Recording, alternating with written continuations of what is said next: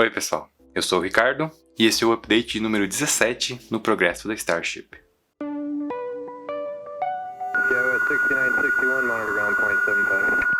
A primeira tentativa do voo de 12,5 km do SN8 foi abortada segundos antes da ignição dos Raptors, conforme visto no update anterior.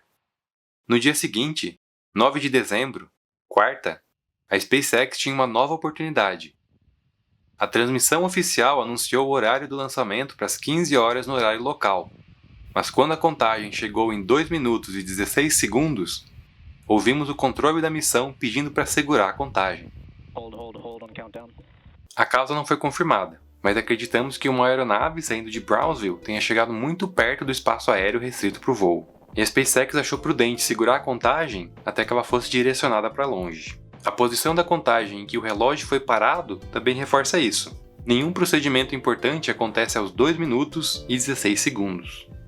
Isso fez com que o lançamento fosse adiado para as 16 horas e 45 minutos, tempo necessário para o procedimento de reciclagem, que desabastece o protótipo por completo, faz o expurgo de quaisquer residuais nos tanques e linhas de propelente e inicia o abastecimento de novo. Durante esse processo, a SpaceX manteve a transmissão no ar, e pudemos ver alguns detalhes do interior da saia sem as nuvens de condensação presentes quando o protótipo tem combustível criogênico nos tanques. Todos os componentes no interior dela foram protegidos com um material isolante, e também pudemos ver uma redução na quantidade de linhas elétricas expostas. Quando a contagem chegou novamente nos minutos finais, a antecipação foi crescendo, porque essa era a última tentativa antes do fechamento da janela do dia. E depois da contagem regressiva dos 10 segundos finais, 3, 2, 1, 0. o SN8 finalmente levantou voo. O início da subida foi completamente normal, com os 3 Raptors gerando 600 toneladas de empuxo e acelerando o protótipo para longe da plataforma de testes. O veículo não estava com os tanques cheios, algo que podemos ver no exterior deles pelas linhas de condensação, e nem poderia, ou seria muito pesado para sair do chão. Esse voo foi repleto de primeiras vezes, começando com a primeira vez em que um protótipo completo da Starship, com nariz e flaps, medindo 50 metros de altura, levantou voo. Também foi a primeira vez que 3 motores Raptor operaram próximos um dos outros por um período de tempo tão longo, e demonstrou que eles não impactam os outros motores do cluster de forma negativa, algo que nunca havia sido testado antes. Também podemos observar pelos pequenos ajustes no empuxo vetorial que o software de voo controla os 3 motores de forma sincronizada durante a subida. Chegando na marca de 1 minuto e 42 segundos, um motor Raptor foi desligado. Um detalhe interessante do desligamento dele foi que o software de voo usou o sistema de empuxo vetorial para estacionar ele o mais longe possível dos outros motores, de forma que ele não interferisse na atuação do empuxo vetorial deles. Também vemos algumas chamas no interior da saia imediatamente após o desligamento do motor. Isso é perfeitamente normal, porque durante o desligamento, o Raptor expele uma mistura de gases rica em combustível, pois esse cenário é mais benéfico para a vida útil do motor. Esses gases ficam presos no interior da saia, sofrendo ignição quando entram em contato com o escape gerado pelos demais motores. Com 3 minutos e 13 segundos de voo, o segundo motor Raptor é desligado e estacionado longe dos outros motores, deixando o SN8 sob empuxo de apenas um Raptor. Nesse momento, ele parece não ganhar mais altitude e fica pairando no ar durante cerca de 1 minuto e meio. Isso faz com que ele use quase todo o propelente dos tanques principais, e também torna a transição para a posição horizontal e a fase de descida do voo mais gradual e controlada. O desligamento do terceiro e último Raptor acontece aos 4 minutos e 40 segundos de voo, combinado com a atuação do empuxo vetorial e o recolhimento dos flaps traseiros para posicionar o veículo na horizontal. Podemos ver que o sistema de controle de reação do nariz também faz vários disparos para auxiliar nessa manobra. Com a transição concluída, Os flaps traseiros se estendem parcialmente e começam a atuar em conjunto com os flaps dianteiros para estabilizar e controlar o SN8 durante a queda pela atmosfera. Podemos ver que o acionamento e atuação dos flaps é feito de forma suave e precisa, e que o veículo cai de forma controlada durante todo o tempo. A descida em queda livre dura pouco menos de 2 minutos, até que vemos os Raptors reposicionando seus bocais em preparação para a reignição, que ocorre aos 6 minutos e 32 segundos, com um pequeno intervalo entre o primeiro e o segundo motor. A manobra de reorientação para a posição vertical é executada com sucesso, mas o SN8 não consegue desacelerar a tempo de impactar a superfície de concreto da plataforma de pouso, resultando em uma grande bola de fogo. Esse voo foi simplesmente uma das coisas mais incríveis que eu já vi até hoje. Eu não conseguia acreditar que estava tudo funcionando conforme o planejado à medida que o voo progredia. E demorou um pouco para cair a ficha do que tinha acabado de acontecer. O primeiro voo de grande altitude do veículo, que daqui a alguns anos vai ser a pedra fundamental da colonização de Marte. Muita gente foi para Boca Chica para presenciar esse momento histórico. E eu quero trazer algumas reações e perspectivas de como foi assistir tudo de tão pertinho. Primeiro, a reação do Everyday Astronaut, assistindo tudo da sacada de um prédio em South Padre Island. No way! It's actually on target, guys! It's so slow. It's so slow! Terminal velocity is actually really slow!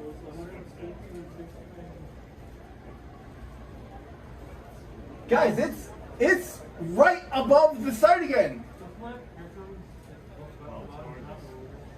Guys, this is actually looking like it's working!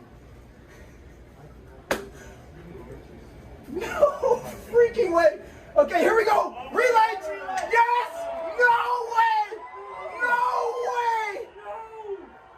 Oh my god! Oh! They lost an engine! Oh! Run! No, they lost an engine right at the end! Oh, yes! Woo! A empolgação dele é 100% genuína e simplesmente contagiante.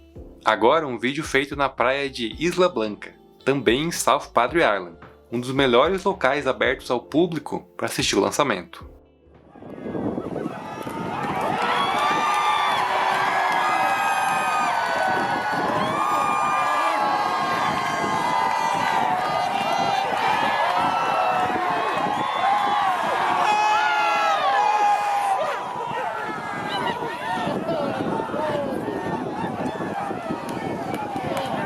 E por fim, um vídeo com um ângulo mais aberto, mostrando o que você veria se estivesse ali no local, também em South Padre Island.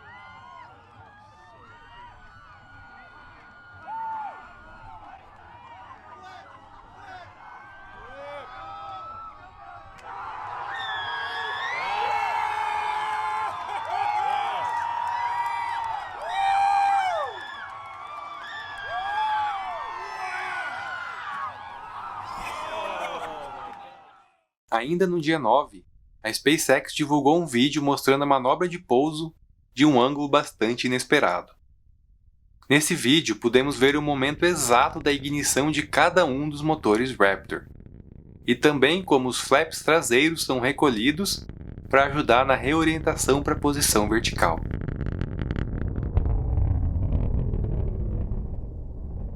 Agora vamos voltar em pontos específicos do voo e tirar algumas dúvidas sobre o que aconteceu. A primeira delas é sobre essa coluna de fumaça branca que aparece logo após o desligamento do primeiro Raptor. A origem dela parece ser em um ponto no interior da saia, onde ficam as diversas conexões com o sistema de suporte no solo. Não temos uma explicação oficial, mas a teoria que faz mais sentido é que sejam gases ventilados do sistema de pressurização autógeno. Relembrando, a Starship mantém constante a pressão dos seus tanques à medida que o propelente é consumido pelos motores, desviando uma pequena parcela do fluxo por dentro de um sistema de troca de calor, conduzindo o gás quente resultante de volta aos tanques. Esse é o sistema de pressurização autógeno, e ele dispensa o uso de um consumível extra, como nitrogênio ou hélio. A temperatura desse gás pode variar de acordo com o nível de empuxo do Raptor em dado momento. Durante fases do voo onde os Raptors variam seu empuxo para 70% ou 60% do total, uma quantidade menor de gás é necessária para pressurizar os tanques.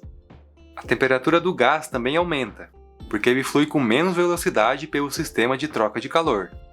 A ventilação de parte desse gás quente é uma das formas de regular a temperatura e remover o excesso gerado por esse sistema.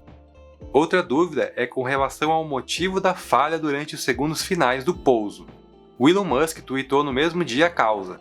A pressão no tanque secundário de metano estava muito baixa durante a manobra de pouso, fazendo com que a velocidade de contato com o chão ficasse muito alta, resultando em uma explosão. Isso explica muito bem o que vimos na sequência de pouso. Com a pressão muito baixa no tanque de metano, a combustão ficou rica em oxigênio.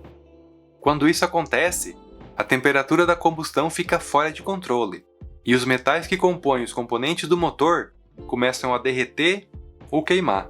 Essa cor verde que vemos no escape de um dos Raptors indica a queima de cobre, o metal usado nos canais de resfriamento regenerativo que irrigam todo o interior do bocal. Inicialmente, o desligamento de um dos Raptors durante a sequência de pouso pareceu ser um resultado direto da pressão baixa no tanque secundário de metano, causando uma pane seca no motor. Mas olhando toda a sequência com mais calma, o desligamento se mostra controlado e semelhante aos outros dois desligamentos durante a subida. Também não vimos o escape mudando de cor, um indicativo de que o motor operou dentro dos parâmetros até ser desligado. Não sabemos e nem temos nenhuma informação que confirme se o desligamento foi intencional ou não. Mas considerando que dois motores Raptor, trabalhando no limite do empuxo variável, ainda produzem 200 toneladas de empuxo, pode ser que a parte final da manobra de pouso seria originalmente executada com apenas um Raptor. E quanto ao desligamento dos Raptors durante a subida, foi normal ou os motores falharam? Foi completamente intencional e parte do perfil de voo escolhido. Esse tweet do Elon Musk é evidência disso. Respondendo a uma pergunta do Everyday Astronaut sobre o assunto, ele responde que sim, foi intencional e que os motores fizeram um trabalho excelente. Uma pergunta que muita gente está fazendo é: o SN8 explodiu no final, então deu tudo errado? O teste falhou? Para responder essa pergunta, vamos enumerar os objetivos desse voo e ver se cada um deles foi atingido ou não. Objetivo número 1: subida sob a propulsão de 3 motores Raptor. Atingido. Objetivo número 2: transição da posição vertical da subida para a posição horizontal de descida. Atingido. Objetivo número 3: descida estável e controlada pelos flaps. Também foi atingido. Objetivo número 4: transição do consumo de propelentes para os tanques secundários e reignição dos Raptors. Atingido. Objetivo número 5: reorientação para a posição vertical como parte da manobra de pouso. Atingido. Objetivo número 6: pouso controlado na plataforma de pouso. Não foi atingido. 5 dos 6 objetivos principais do voo foram atingidos. Eu considero isso como um grande sucesso, principalmente se considerarmos que vários desses objetivos nunca tinham sido tentados antes, e foram executados com sucesso já na primeira tentativa, com um veículo completamente novo e ao mesmo tempo diferente de tudo que já foi construído antes. O pouso seria a cereja no bolo, e representa talvez a parte mais fácil de todo o perfil do voo. Uma vez na posição vertical, com os Raptors gerando empuxo, o pouso é uma manobra que já foi feita pelos SN5 e 6, e dezenas de vezes pelo Falcon 9. Ou seja, é uma área que a SpaceX tem muita experiência. No finalzinho do dia seguinte ao voo, a rodovia foi reaberta e pudemos finalmente dar uma boa olhada nos destroços do SN8. Nessa imagem do S-Padre, vemos o nariz ainda com um flap dianteiro intacto e, de forma geral, mantendo seu formato original. Em um tweet, ele pede para o Elon para que o nariz do SN8 seja preservado como um monumento. O Elon responde concordando, dizendo que ele deve ser preservado em memória ao SN8. Nessa imagem aérea, podemos ver as diversas seções do protótipo espalhadas pela plataforma de pouso. Aqui vemos o local exato onde o SN8 colidiu com o chão de concreto da plataforma, e podemos ver até as marcas que as pernas de pouso deixaram. Nesse mesmo local, podemos ver quase todo o encanamento do interior do tanque de oxigênio, o perímetro inferior da saia com algumas pernas de pouso ainda intactas e um pouco para cima, o tanque secundário de metano. Próximo do nariz, podemos ver alguns vasos de pressão e o longo encanamento do downcammer do tanque secundário de oxigênio. Nesse mesmo dia, o Elon Musk foi visto no local inspecionando os destroços. Junto com ele, também estava a Gwynne Shotwell, a executiva de operações da SpaceX, e o Steve Jurvetson, um investidor particular da SpaceX e da Tesla. Ele publicou algumas fotos interessantes dos destroços, como essa aqui, mostrando detalhes do tanque secundário de metano. Podemos ver as válvulas que regulam o fluxo de metano entre o tanque principal e secundário, as diversas linhas pneumáticas em torno do tanque que acionam essas válvulas e o que parece ser uma linha de pressurização do tanque secundário. Nessa outra foto, vemos o que restou do painel de conexões com o suporte de solo, que é por onde o veículo é abastecido, suas baterias são recarregadas e seus vasos de pressão preenchidos. Ele também é chamado de painel de desconexão rápida, porque ele se desconecta de forma autônoma do sistema de suporte no solo momentos antes de um lançamento. E para quem pensa que vai demorar para vermos outro protótipo na plataforma de testes, ali dentro do galpão alto, o SN9 já foi integrado por completo e vem sendo preparado para a campanha de testes. Em outra foto publicada pelo Steve Jurvetson, vemos o Elon em frente ao SN9, em um ângulo que mostra o interior da saia. E nela, podemos ver 2 motores Raptor já instalados, no que representa uma mudança significativa nas operações e no cronograma da campanha de testes, que pode passar a dispensar o uso do simulador de empuxo nos testes de pressurização. Mas como em todo projeto dessa escala e magnitude, acidentes e imprevistos acontecem. No dia 11 de dezembro, podemos ver nesse vídeo do Lab Padre o momento em que o SN9 tombou no interior do galpão alto, se chocando com a parede da estrutura. Não houve relatos de feridos ou de ambulâncias no local.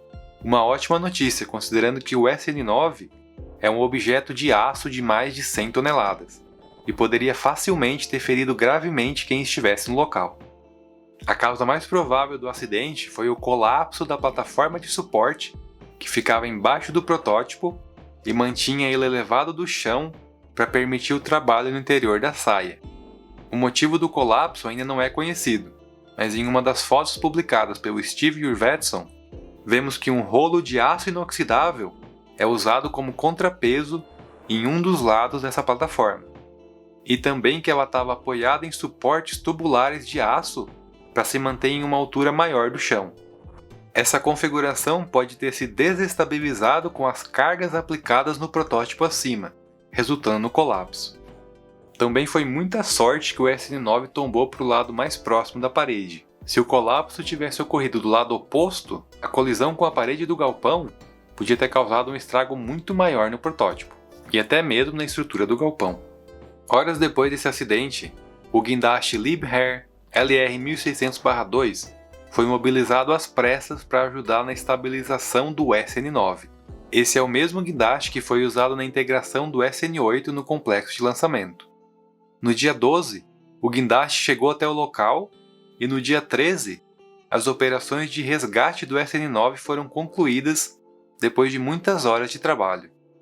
Ainda não sabemos a extensão total dos danos ou qual vai ser o futuro do SN9. Uma análise superficial do exterior do protótipo mostra que ambos os flaps foram danificados e provavelmente vão precisar ser substituídos, e que o nariz sofreu um amassado como resultado da colisão com a parede do galpão. Esse acidente foi uma infelicidade e deve atrasar a campanha de teste do SN9, que estava prevista para iniciar já na segunda-feira, dia 14 de dezembro. Ele também mostra que vão ser necessárias mudanças para garantir a segurança de todos os envolvidos na construção desses veículos. Finalizamos com essa imagem incrível do Trevor Mallman, que capturou o lançamento e a descida do SN8 no mesmo quadro. Por hoje é isso, pessoal. Deixem um like se gostaram e se inscrevam para não perder os próximos updates. Um abraço e até logo!